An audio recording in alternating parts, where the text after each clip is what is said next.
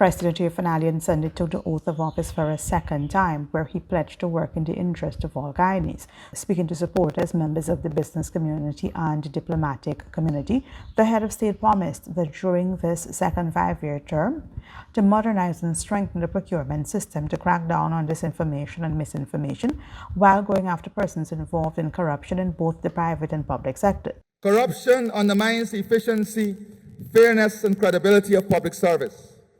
That is why we will strengthen our anti-corruption efforts by establishing a dedicated anti-corruption unit, tasked with excising the cancer from our institutions and holding public and private officials to the highest standards of integrity.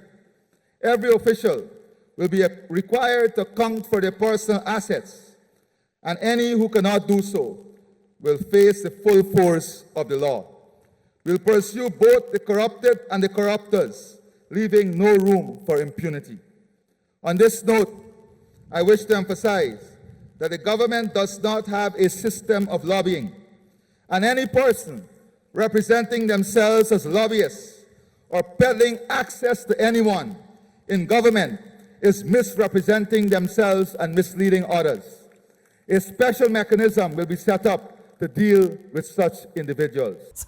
In his more than half-an-hour speech, Ali also announced that approval was granted by the Council for Legal Education for the establishment of a law school in Guyana, work he said will commence immediately. Based on recent approval granted by the Council for Legal Education, we'll commence work immediately on the establishment of Guyana's very own law school, thereby enabling hundreds of persons to qualify as attorney at law right here in Guyana with full rights to practice in CARICOM country.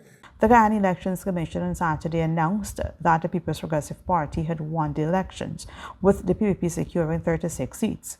We invested Nationhood 16 seats, a Partnership for National Unity 12 seats, and Forward Guyana 1 seat.